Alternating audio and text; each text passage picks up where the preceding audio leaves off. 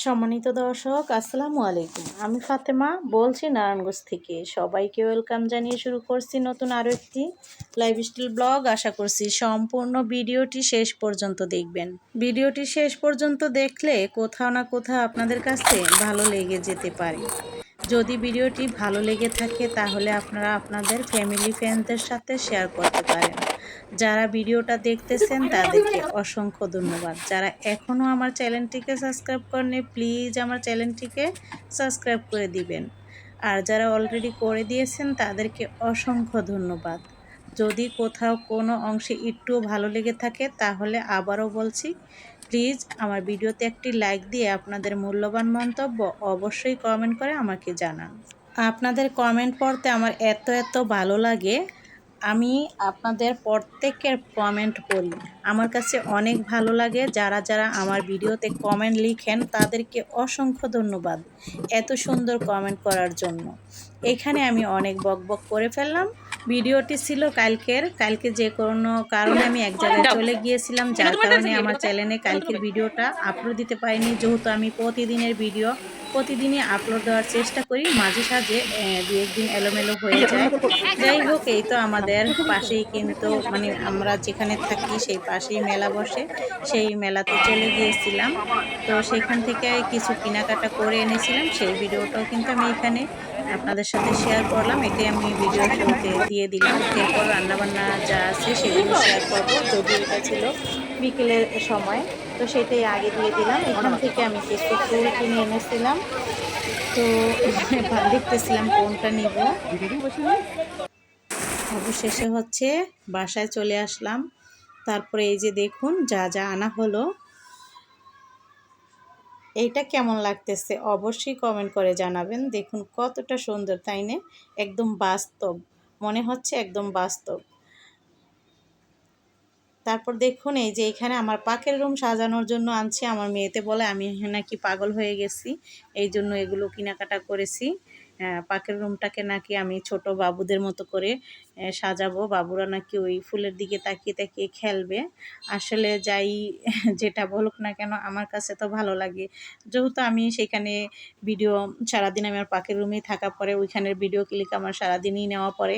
তো এই জন্য আমি এখানে ফুল রাখতে পছন্দ করি, আমার ভালো লাগে তাই রাখলাম। এখানে হচ্ছে বেগুন ভর্তা করার জন্য বেগুন করে নিচ্ছি। বেগুনের এই ভর্তা কিন্তু অনেক ভালো লাগে।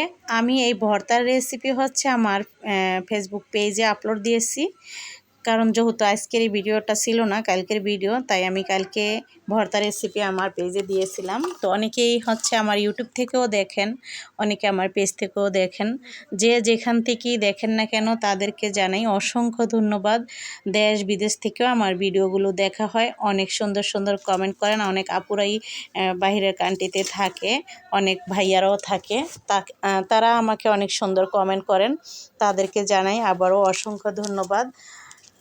যাই হোক, আমাদের দেশের বিদেশের সবাই কিন্তু ভিডিও দেখে থাকেন। তো এই যে এখানে আমি তো আম কেটে নিচ্ছি। আমগুলো হচ্ছে আপনাদের ভাইয়া এনে রেখেছে, খাওয়া হচ্ছে না। তারপরে এই যে দেখুন আবারও আম নিয়ে আসছে। শেফালি হচ্ছে দোকান থেকে নিয়ে আসলো আর কি। ওকে বললো যে নিচে আসতে বলো, নিয়ে যাক। তো পেয়ারা আর আম নিয়ে আসলো। এপাশে আম তো আমি এক প্লেট কেটে রেখেছি, অনেকগুলো আম কেটে নিয়েছি, দেখতেই পাচ্ছেন। তারপর হচ্ছে আবার ভর্তা করার জন্য আয়োজনও করেছি। এই পাশে এখন আমি আমগুলোকে ঢেলে নিচ্ছি। একদম গরম হয়ে গেছে, অনেক রোদ ছিল। যাই হোক, কালকে কিন্তু অনেক রৌদ্র ছিল, আজকে কিন্তু রৌদ্র নাই তেমন, আজকে বৃষ্টি ভাব। তারপর হচ্ছে এই যে ভর্তা করা হচ্ছে। এখানে ওই যে বেগুনগুলো ছিলে নেওয়া হয়েছে পোড়ার পরে। আর হচ্ছে কাঁঠাল বিচির ভর্তা।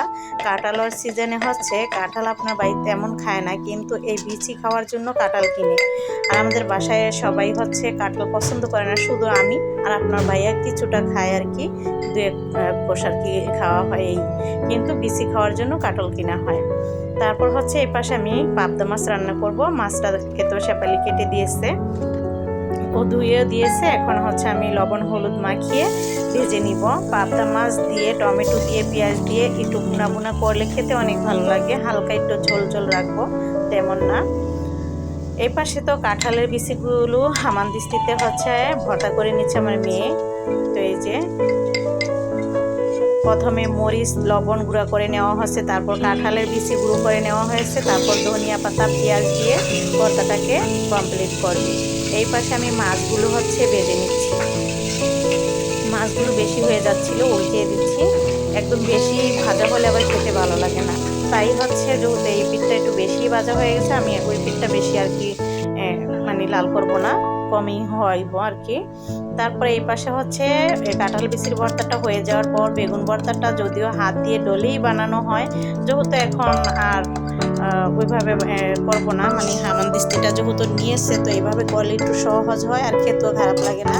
তাই মরিচ পেঁয়াজ সব কিছু থেতু করে নিয়েছে লবণ দিয়ে ধনিয়া পাতা। এখন বেগুনটাকেও একটু হালকা নড়াচাড়া দিয়ে তারপর হচ্ছে এখানে সরিষার তেল দিয়ে ভালো করে মাখিয়ে নিব, তাহলেই কিন্তু হয়ে গেল। চাইলে আপনারা পেঁয়াজ কেটে হাত দিয়ে কষলে ভর্তাটা বানাতে পারেন। তো হয়ে গেল বেগুন ভর্তা, তারপর হচ্ছে কাঁঠাল বিচির ভর্তা। আশা করছি ভর্তার রেসিপি সবার কাছেই ভালো লাগে, অনেকেই ভর্তা পছন্দ করেন যারা ভর্তা লাভার আছেন। এই পাশে আমি হচ্ছে ওই মাছটা ভুনা করার জন্য কড়াইতে তেল দিয়ে দিলাম, তারপর বেশ কিছু পেঁয়াজ, তারপর হচ্ছে কাঁচামরিচ ফালি করে দিয়েছি। মরিচগুলো অনেকটা পেকে গেছে, এই জন্য লাল সবুজ হয়ে গেছে, দেখতে অনেক ভালো লাগতেছে। আদা রসুন দিলাম, তারপর হচ্ছে হলুদ গুঁড়া, মরিচ গুঁড়া, ধনিয়া গুঁড়া।